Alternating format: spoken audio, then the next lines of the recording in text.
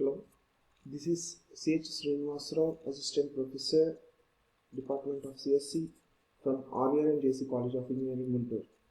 And in my last video, I was briefly explained about HTML tags and how to design a web pages with the help of the editors and how to display these HTML pages using the web browsers. And in this particular video, I am going to discuss about the cascading style sheets. I mean, what is the main difference between the HTML and cascading style sheets? And using this particular cascading style sheets, we have to differentiate the presentation from the design, and we have to represent this design separately with the help of the cascading style sheets. And let us discuss about how to design these web pages using the CSS. And before going to designing these web pages using the CSS, let us discuss about what is meant by cascading style sheets. And cascading style sheets, CSS stands for cascading style sheets.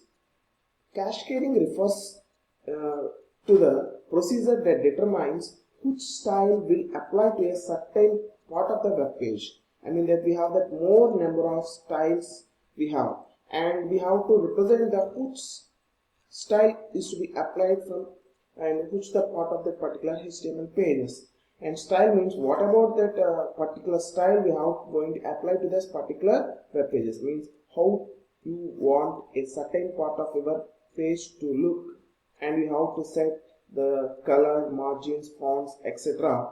And for the things like tables, paragraphs and headings, for example, we have to represent two paragraphs with two different colors with the help of that style tag, and we have to represent the properties that the color as the red or blue for two different paragraphs. It is possible with the CSS.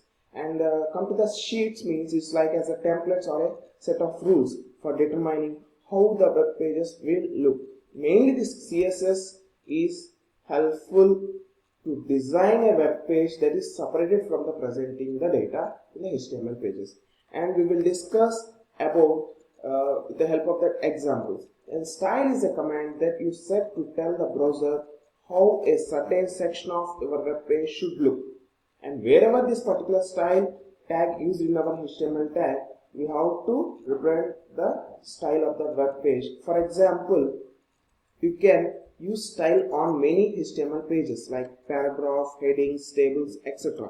And we have to use this particular CSS, and in the web pages we have so many advantages, and it saves times. It saves times from designing to the presentation of that particular HTML pages, and use it to change the part of the web pages design.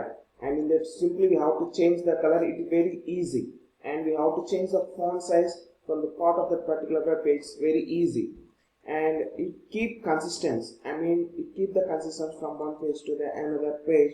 It is also one of the advantage, and give you more control over layout. I mean that we have that so many normal flows and padding. I mean that one of that important concept is the box model is very helpful for to control over the layout.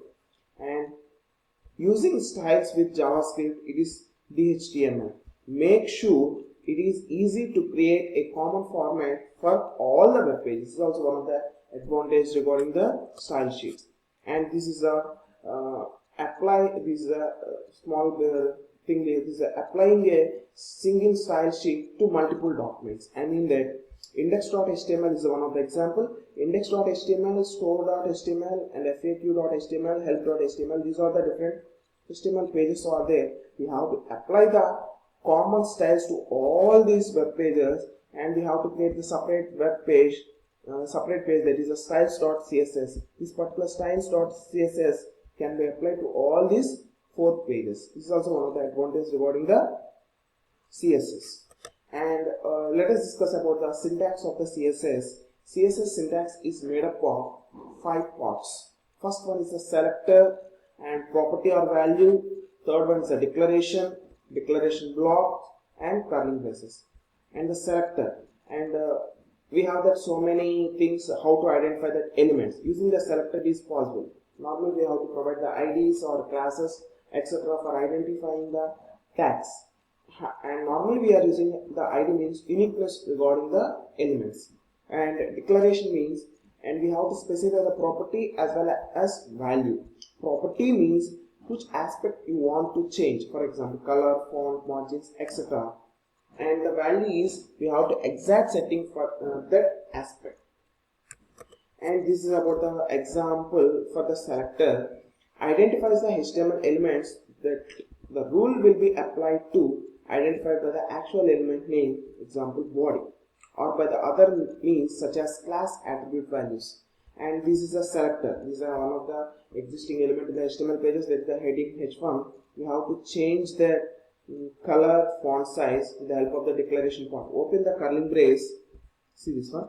Open the curling brace and specify the property, that is the color, followed by the column and followed by the value. This looks like as this heading is look like as blue color. And font size is the second property, and property, the two properties are separated with the semicolon, and property and value are separated with the column.